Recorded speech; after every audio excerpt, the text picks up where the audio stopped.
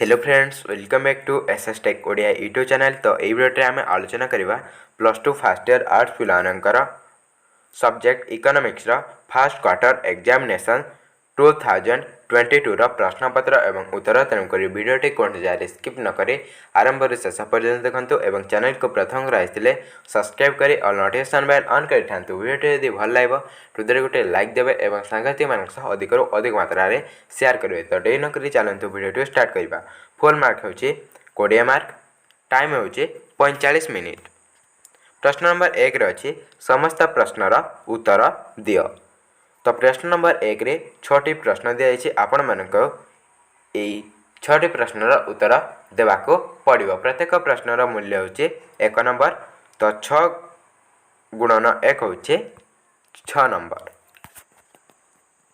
तो प्रत्येक प्रश्न पाई 4टी संभाव्य उत्तर मध्य दिया जाइछि।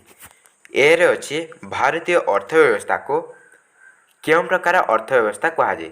भारतीय अर्थव्यवस्था को क्यों प्रकार अर्थव्यवस्था कहा जाए। तो यार ऑप्शन कहूँ आई रे अछि विकसित, डबल आई रे अछि विकासोन्मुखी, ट्रिपल आई रे अछि अणविकसित, आई भी रे अछि स्वल्प विकसित। तो यार सठिक उत्तर हम डबल आई। भारतीय अर्थव्यवस्था को विकासोन्मुखी अर्थव्यवस्था कहा जाए। प्रश्न नंबर 2 अच्छी जनसंख्यार आकार दृष्टि भारत पृथ्वी रे डैश। जनसंख्यार आकार दृष्टि भारत पृथ्वी रे डैश। तो यार ऑप्शन कहूँ प्रथम बृहत्तम, द्वितीय बृहत्तम, तृतीय बृहत्तम, चतुर्थ बृहत्तम। तो यार सठिक उत्तर होछि डबल आई रही द्वितीय बृहत्तम। जनसंख्या आकार दृष्टि भारत पृथ्वीर द्वितीय बृहत्तम राष्ट्र अटे। प्रथम रही चीन। प्रश्न नंबर सी रे अच्छी केउं वर्ष को भारत में जनसंख्या इतिहास रे बृहत विभाजक वर्ष कहा जाए। केउं वर्ष को भारत जनसंख्या इतिहास रे बृहत विभाजक वर्ष कहा जाए। तो यार ऑप्शन कहूँ 1911, 1921, 1951, 1981। तो यार सठिक उत्तर होची 1921। 1921 वर्ष को भारत रे जनसंख्या इतिहास रे बृहत विभाजक वर्ष बोली कहा जाए। तो बृहत विभाजक वर्ष कहीं कहुए 1921 मसीहा ठारू 1951 मसीहा पर्यंत जनसंख्यार वृद्धि हार मंथर थिला, किंतु 1951 मसीहा ठारू एही वृद्धि हार द्रुत गति वृद्धि पाइला। यहाँ जन विस्फोरण बोली कहा जाए। मात्र 1911 मसीहा ठारू 1921 मसीहा मध्य जनसंख्या किछि परिमाण रे ह्रास पाइथिला। तेणु 1921 मसीहा को विराट विभाजक वर्ष बोली कहा जाए। डी रे अच्छी केउं देश अधिक उन्नत जो देश अधिक उन्नत से देशर श्रम शक्तिर अधिक अनुपात केउं क्षेत्र में नियोजित होती।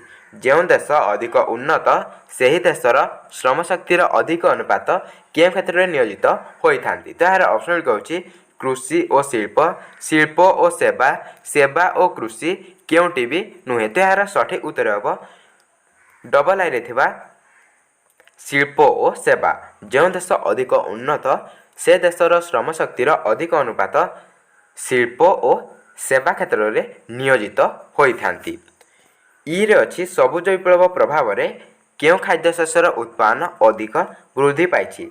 सबुज विप्लव होगा परठारू क्यों खाद्यशस्यर उत्पादन अधिक वृद्धि पाई। तो यार ऑप्शन कहूँ धान, मक्का, गहम, आखु। गहम।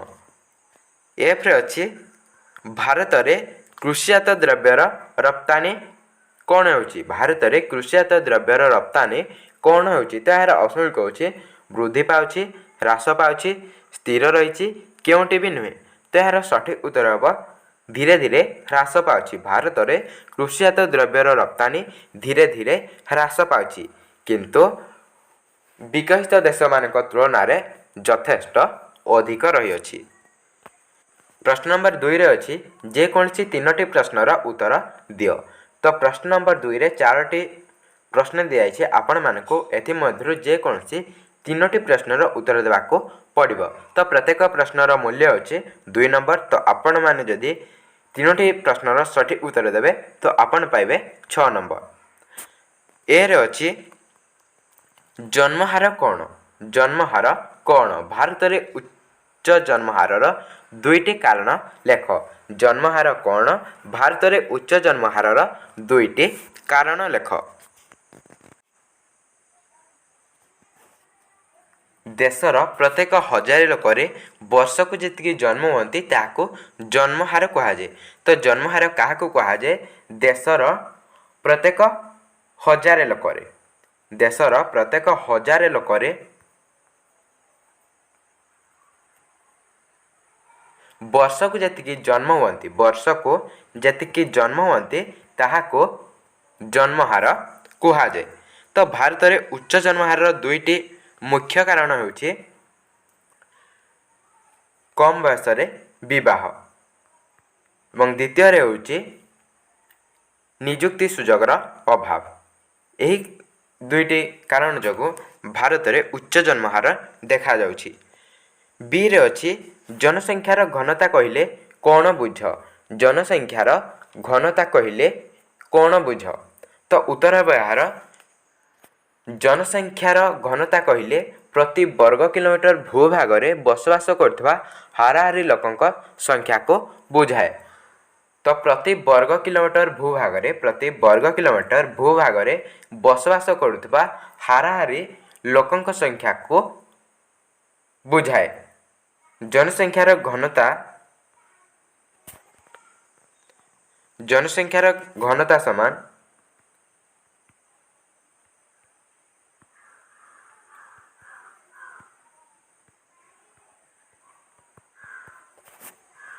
देशर मोट क्षेत्रफल हरण देशर मोट जनसंख्या। देशर मोट क्षेत्रफल बाय देशर मोट जनसंख्या।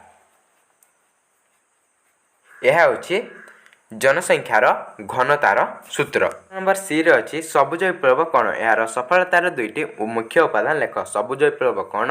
यार सफलतार दुईटी मुख्य उपादान लेख। तो सबुज विप्लव कहले होछि 20 शताब्दीर 60 दशकर मध्य भाग में देश को खाद्य समस्या मुक्त करने पाई एक नूतन प्रजुक्ति ज्ञान कौशल व्यवहार करा जायतिला, ताको सबुज विप्लव कहुए। 20 शताब्दीर 60 दशकर मध्य भाग में देश को खाद्य समस्या मुक्त करने एक नूतन प्रजुक्ति ज्ञान कौशल व्यवहार करा जायतिला, ताको सबुज विप्लव कहुए।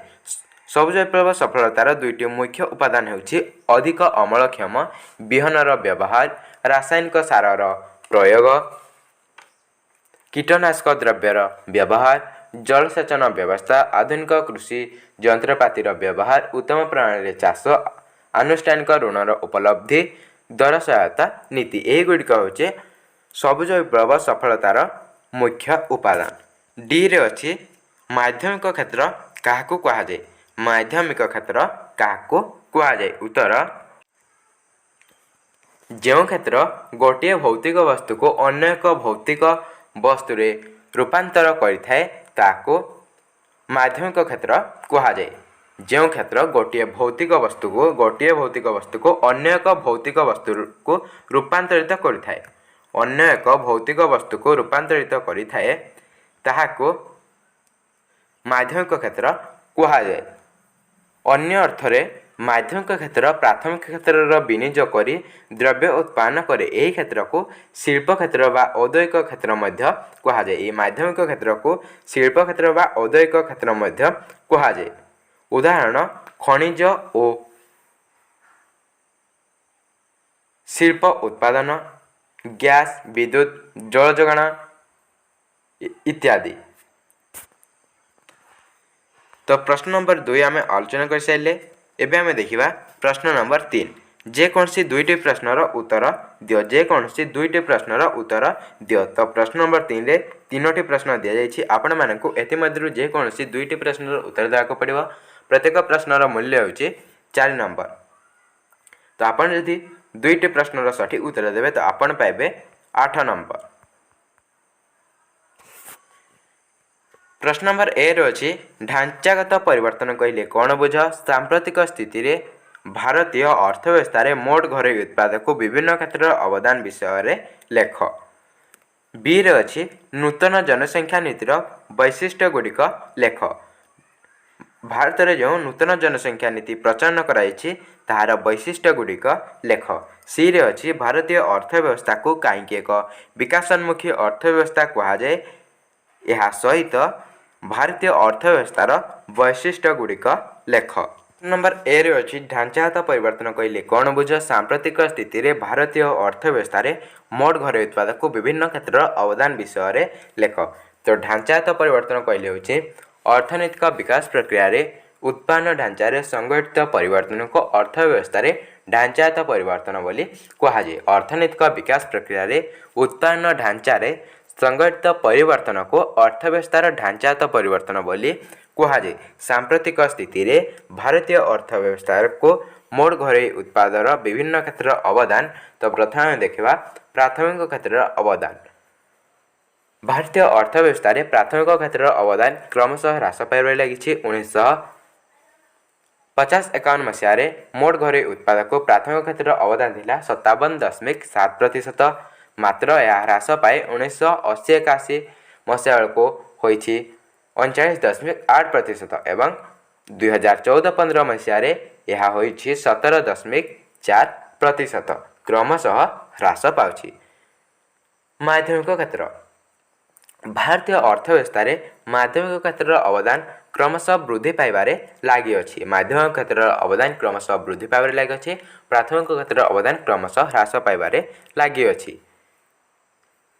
1950-51 ମସିହାରେ ମୋଟ ଘରୋଇ ଉତ୍ପାଦକୁ ମାଧ୍ୟମିକ କ୍ଷେତ୍ରର ଅବଦାନ 14.8% ଥିଲା। ମାତ୍ର ଏହା ବୃଦ୍ଧି ପାଇ 1980-81 ମସିହା ବେଳକୁ ହୋଇଛି 23.7% ଏବଂ 2014-15 ମସିହା ବେଳକୁ ଏହା ବୃଦ୍ଧି ପାଇ ହୋଇଛି 29.7%। ସେବା କ୍ଷେତ୍ର। ଭାରତୀୟ ଅର୍ଥବ୍ୟବସ୍ଥାରେ ସେବା କ୍ଷେତ୍ରର ଅବଦାନ କ୍ରମଶଃ ବୃଦ୍ଧି ପାଇବାରେ ଲାଗିଅଛି। ସେବା କ୍ଷେତ୍ରର ଅବଦାନ ମଧ୍ୟ କ୍ରମଶଃ ବୃଦ୍ଧି ପାଇବାରେ ଲାଗିଅଛି। 1950-51 ମସିହାରେ ମୋଟ ଘରୋଇ ଉତ୍ପାଦକୁ ସେବା କ୍ଷେତ୍ରର ଅବଦାନ 27.5% ଥିଲା। ମାତ୍ର ଏହା ବୃଦ୍ଧି ପାଇ 1980-81 ମସିହାକୁ ହୋଇଛି 36.6% ଏବଂ 2014-15 ମସିହା ବେଳକୁ ବୃଦ୍ଧି ପାଇ ହୋଇଛି 52.9%। ଏହା ଥିଲା ପ୍ରଶ୍ନ ନମ୍ବର ଏର ଉତ୍ତର। ବିରେ ଅଛି ନୂତନ ଜନସଂଖ୍ୟା ନୀତିର ବୈଶିଷ୍ଟ୍ୟ ଗୁଡ଼ିକ ଲେଖ। ଭାରତ ସରକାରଙ୍କ ଦ୍ୱାରା ହୋଇଥିବା ନୂତନ ଜନସଂଖ୍ୟା ନୀତିର ବୈଶିଷ୍ଟ୍ୟ ଗୁଡ଼ିକ ଲେଖ। ତ 2000 ମସିହାରେ ସରକାର ନୂତନ ଜନସଂଖ୍ୟା ନୀତି ଘୋଷଣା କଲେ।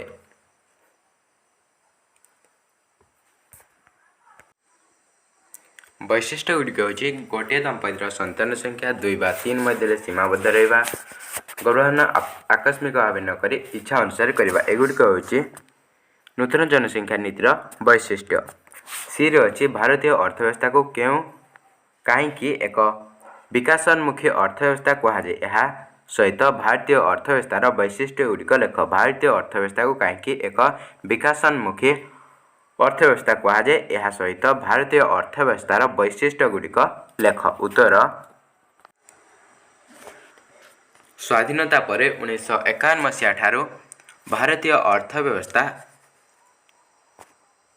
ବିକାଶ ସ୍ତରରେ ଅଗ୍ରସର ହେଉଅଛି। ତେଣୁ ଭାରତୀୟ ଅର୍ଥବ୍ୟବସ୍ଥାକୁ ଏକ ବିକାଶୋନ୍ମୁଖୀ ଅର୍ଥବ୍ୟବସ୍ଥା ଭାବେ ବିବେଚନା କରାଯାଏ। ସ୍ୱାଧୀନତା ପରେ 1951 ମସିହା ଠାରୁ ଭାରତୀୟ ଅର୍ଥବ୍ୟବସ୍ଥା ବିକାଶ ସ୍ତରରେ ଅଗ୍ରସର ହେଉଅଛି। ତେଣୁ ଭାରତୀୟ ଅର୍ଥବ୍ୟବସ୍ଥାକୁ ଏକ ବିକାଶୋନ୍ମୁଖୀ ଅର୍ଥବ୍ୟବସ୍ଥା କୁହାଯାଏ। ଏହା ସହିତ ଭାରତୀୟ ଅର୍ଥବ୍ୟବସ୍ଥାର ବୈଶିଷ୍ଟ୍ୟ ଗୁଡ଼ିକ ହେଲା ମୁଣ୍ଡ ପିଛା ଆୟ, ଜୀବନ ଧାରଣର ମାନ ନିମ୍ନ, ଆୟର ଅସମ ବଣ୍ଟନ, ଜନସଂଖ୍ୟାର ପ୍ରବଳ ଚାପ, କୃଷିର ପ୍ରାଧାନ୍ୟତା, ଅନୁପଯୋଗିକ ସମ୍ବଳ, ବ୍ୟାପକ ବେକାରୀ, ଋତୁକାଳୀନ ବେକାରୀ, ଉତ୍କଟ ବେକାରୀ, ପୁଞ୍ଜିର ସ୍ୱଳ୍ପତା। ତ ଏହିଗୁଡ଼ିକ ହେଉଛି ଭାରତୀୟ ଅର୍ଥବ୍ୟବସ୍ଥାର ବୈଶିଷ୍ଟ୍ୟ। तो यह हूँ इकोनॉमिक सब्जेक्टर प्रश्नपत्र एवं उत्तर अन्य सब्जेक्ट गुड़िकर प्रश्न और उत्तर मध्य आम आलोचना करवा। तेणुक जो मैंने चैनल को प्रथम कराई सब्सक्राइब करें और नोटिफिकेशन बेल ऑन करते वीडियो यदि भल लगा वीडियो गोटे लाइक देवे और सांगत्य मान अधिक अधिक मात्रा शेयर करेंगे। तो देखा नेक्स्ट वीडियो से पर्यंत जय जगन्नाथ।